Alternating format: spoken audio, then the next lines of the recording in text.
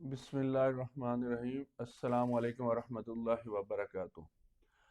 آج ہم جس دعا کا مطالعہ کرنے جا رہے ہیں وہ ایک نہایت خاموش مگر گہرے تعلق والی جو دعا جلاتی نہیں ہے، کچھ اندر سے جلن وغیرہ کچھ ایسا احساس نہیں ہوتا، اور نہ یہ دعا کوئی چیختی ہے چلاتی ہے، کچھ اس کے کچھ جیسے ہر دعا کے اپنے اپنے سینس ہوتے ہیں، فیلنگ ہوتی ہیں، اس کے اندر ایسا کچھ بھی نہیں ہے، بلکہ یہ دعا اندر کی کمی کو ظاہر کرتی ہے۔ اس دعا کا کیا ہے، یہ اندر کسی چیز کی جیسے ڈیفیشنسی ہو، کسی چیز کی کمی ہو، کسی چیز کی باڈی کو ڈیزائر ہو، ضرورت ہو، اس کو ظاہر کرتی ہے۔ اس دعا کا نام ہے ایبس البا۔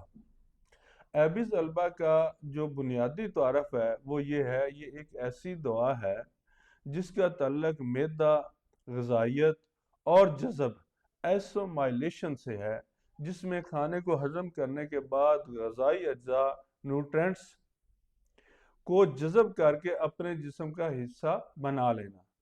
اچھا، جیسے ہم خوراک کھاتے ہیں، ہمارے معدے میں جاتی ہے، پھر آنتوں میں ہضم ہو کے پورے جگر کے اندر جاتی ہے، جگر اس کو فلٹر کرتا ہے، صاف کرتا ہے، جو اضافی ہوتی ہے اس کو اپنے اندر سٹور کر لیتا ہے، باقی جسم کو جو ضرورت ہے اسے اس کو پرووائڈ کرتا ہے، مہیا کرتا ہے، جو اس میں فضلے ہوتے ہیں، ایکسٹرا مادے ہوتے ہیں، ان کو اخراج کر دیتا ہے۔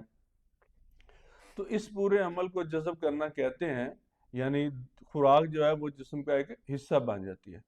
تو حصہ بننے کے بعد بھی یہ ان مریضوں کی دعا ہے جو مریض آ کے کیا کہتے ہیں، ڈاکٹر صاحب ہم کھاتے بہت کچھ ہیں، اچھا کھاتا ہوں، اچھا لیتا ہوں، اچھا پہنتا پیتا ہوں، لیکن لگتا نہیں ہے،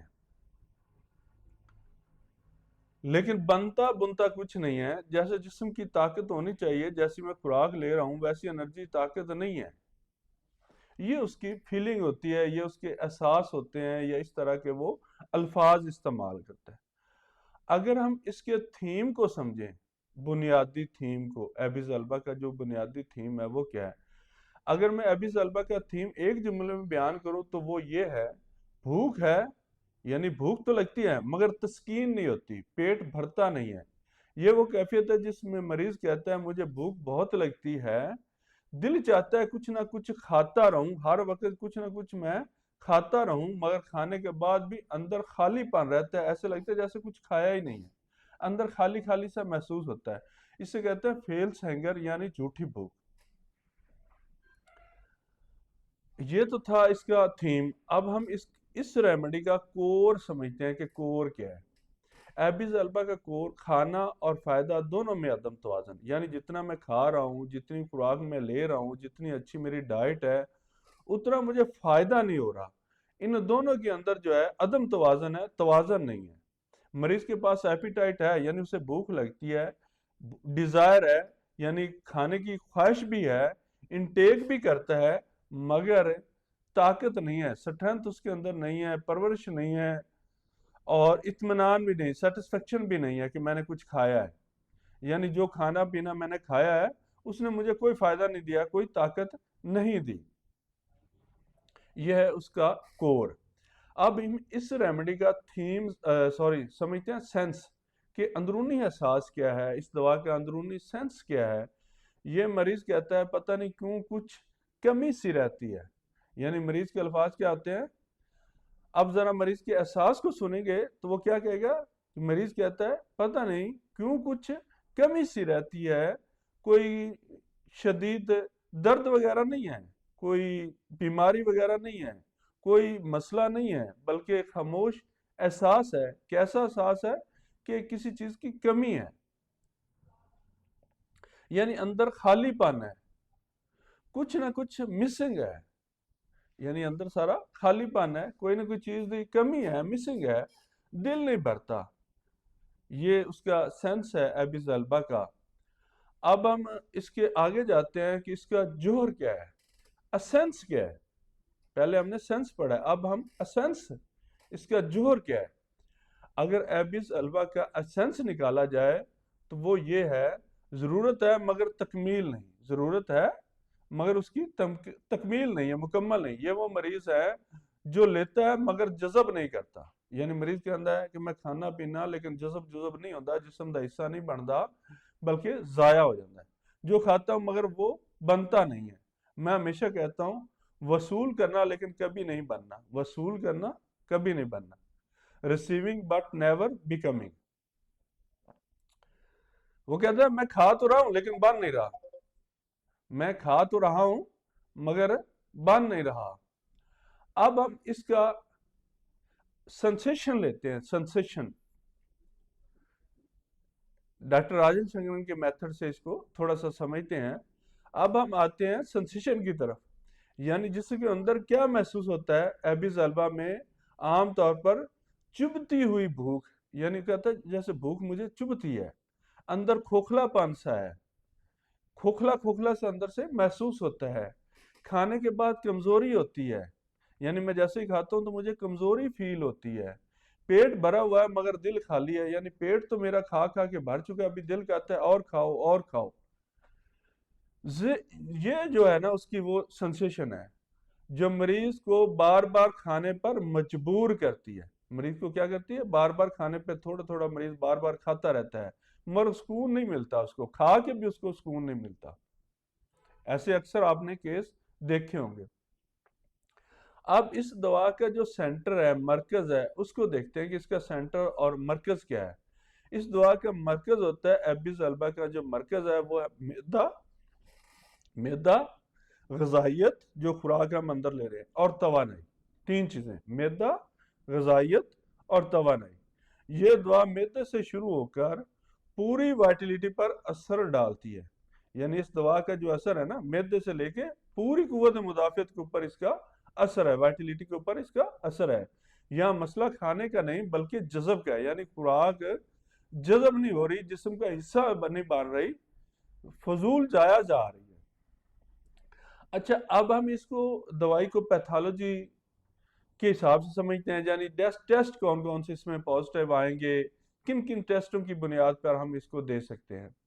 اب ہم یہ بہت اہم ہے، اس کو سمجھنا بہت ضروری ہے۔ اب اہم بات سمجھ لیجئے کہ ایبیز البا کی پیتھالوجی فنکشنل ہے، آرگینن نہیں، یعنی فنکشن کے اوپر ہے، آرگینن کا کوئی اس کے اندر ڈسٹربنس نہیں ہے، صرف فنکشن کا ڈسٹربنس ہے۔ مثلا کرونک انڈائجیشن، دائمی بد ہضمی۔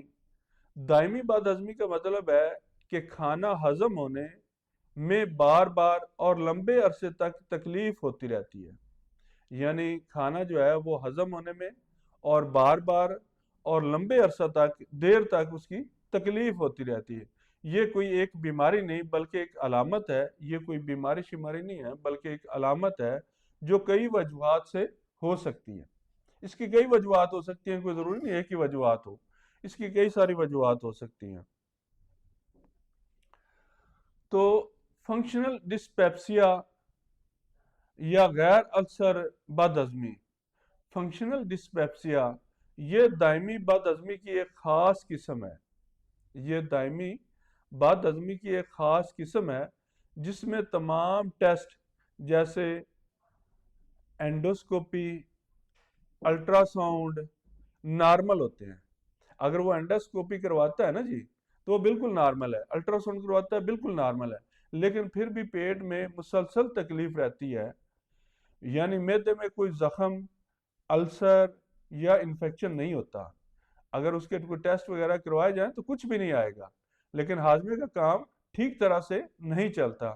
جیسے کہ اکثر مریضوں نے آ کے کہتے ہیں ڈاکٹر صاحب میں نے اینڈوسکوپی بھی کروا لی ہے، الٹرا ساؤنڈ بھی کروا لیا، میں نے فلاں ٹیسٹ بھی کروا لیا، فارم ٹیسٹ بھی کروا لیا، لیکن ٹیسٹوں میں کچھ نہیں آ رہا، لیکن نظام جو ہے میرا نظام وہ ٹھیک نہیں ہے، کھانا پینا میرا ٹھیک نہیں، ہضم میرا ٹھیک نہیں، ہضم والا سسٹم جو ہے وہ ٹھیک نہیں ہے۔ اردو میں عام نام فنکشنل نان السر ڈسپیپسیا یا صرف بد ہضمی بغیر السر کے سے ہم کہہ سکتے ہیں۔ اس کی بھی دو اہم اقسام ہیں، کھانے کے بعد زیادہ تکلیف، پیٹ بھر جانا، جلدی سیر ہو جانا۔ ایک تو یہ ہے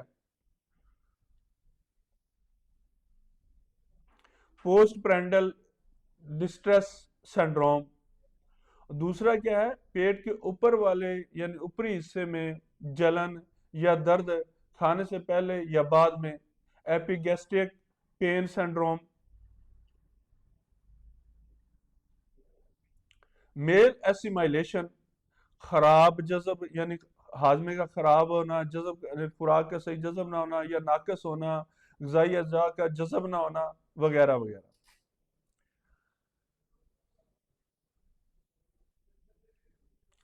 post پرائڈل distress syndrome, epigastric pain syndrome, meal ایسیمائلیشن۔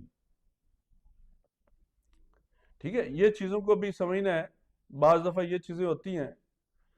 تو یہ حالت اس وقت ہوتی ہے جب کھانا تو ہضم ہو جاتا ہے لیکن جسم اس سے غذائی اجزاء جیسے وٹامنز، پروٹین، چکنائی، کاربوہائیڈریٹس ٹھیک طرح سے جذب نہیں کر پاتا، یعنی جسم کا حصہ نہیں بنا پاتا۔ اسے میل ایسیمائلیشن کہتے ہیں، یا اسے پوسٹ پرائڈل ڈسٹریس سنڈروم کہتے ہیں، یا ایپیگیسٹرک پین سنڈروم کہتے ہیں۔ یہ چیزیں پھر اس کے اندر آ جاتی ہیں۔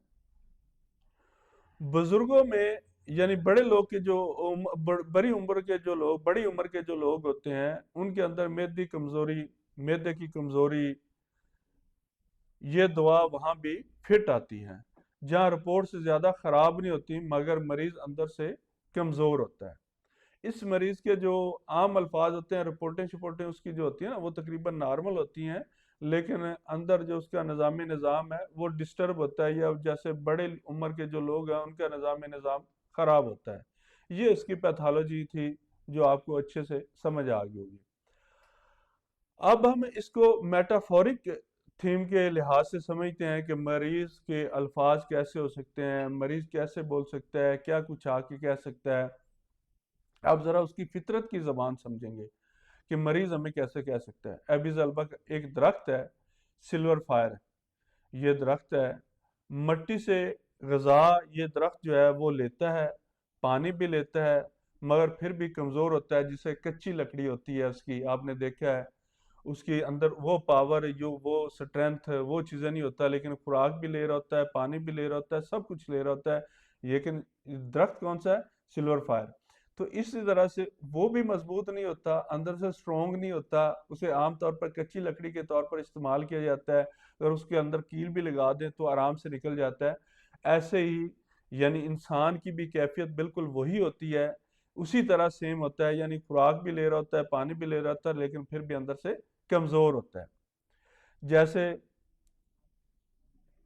جڑ جو ہے وہ تو اس کی مضبوط ہے، سارا کچھ لے رہی ہے، مگر تنا اس کا کمزور ہے۔ یہ اس کا عام تھیم ہے۔ جیسے ہم مریض کو اگر سمجھنے چند الفاظ کے اندر، تو مریض کیا کہے گا کہ ڈاکٹر صاحب میں کھا پی تو بڑا کچھ رہا لیکن بڑھ کچھ نہیں رہا، میں اندروں کمزور ہی ہوں۔ اچھا، اس کے کمپیریٹیو ہنٹس کیا ہیں، اشارے کیا ہیں؟ سلفر کی طرح یہ گرم نہیں ہے، جیسے سلفر کا مزاج گرم ہے، اس کا مزاج گرم نہیں ہے۔ اچھا، چائنا کی طرح یہ لاس نہیں ہے، جیسے چائنا کے اندر بہت زیادہ نقصان ہو جانا، قیمتی مادوں کا ضائع جانا، اس کے اندر وہ چیزیں نہیں ہیں، بلکہ اس کے اندر کیا ہے؟ ایسیمائلیشن فیلئر ہے، یعنی جذب ہونے کا جو سسٹم ہے نا وہ ڈسٹرب ہے بس۔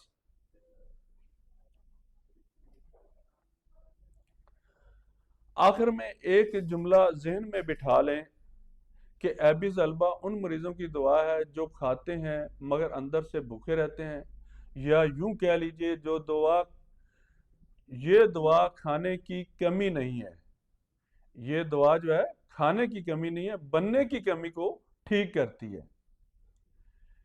یہ چینل دعا نہیں، دعا کو سمجھا دیتا ہے، یعنی اس چینل پہ آپ کیا کرتے ہیں؟ دعائیوں کو سمجھتے ہیں، اس کے اندر کو، اس کی فیلنگ کو سمجھتے ہیں کہ کب، کیوں، کیسے دینی ہے، مریض کے الفاظ کیا ہوں گے، مریض کیا کہے گا، مریض کیا بولے گا۔ یا مریض کہے گا کہ ڈاکٹر صاحب کھان پینے کی کوئی کمی نہیں لیکن لگتا کوئی نہیں۔ یا مریض کیا کہے گا کھاندہ پیندا تو میں سارا دن رہنا لیکن بندا بندا کچھ بھی نہیں۔ یا ہضم دیر نال ہوتا ہے، ਬੜੀ ਦੇਰ ਲੱਗਦੀ ਹੈ ਹਜ਼ਮ ਹੋਣ 'ਚ। ਇਸ ਤਰ੍ਹਾਂ ਦੀ ਜਾਂ ਖਾਣੇ ਤੋਂ ਪਹਿਲੇ ਦੇ ਪ੍ਰੋਬਲਮ ਜਾਂ ਖਾਣੇ ਤੋਂ ਬਾਅਦ ਦੇ ਹੁੰਦੇ ਕੁਝ ਪ੍ਰॉब्लम होंगे, लेकिन टेस्ट होंगे सारे नॉर्मल होंगे। अगर आपको ये वीडियो अच्छी लगी हो तो इसे लाइक भी करिएगा, सब्सक्राइब भी करिएगा और दोस्तों के साथ शेयर भी करिएगा और हमारे साथ जुड़ते रहिएगा। इंशाल्लाह इस तरह के हम आपको बहुत ज़्यादा इल्म सिखाते रहेंगे।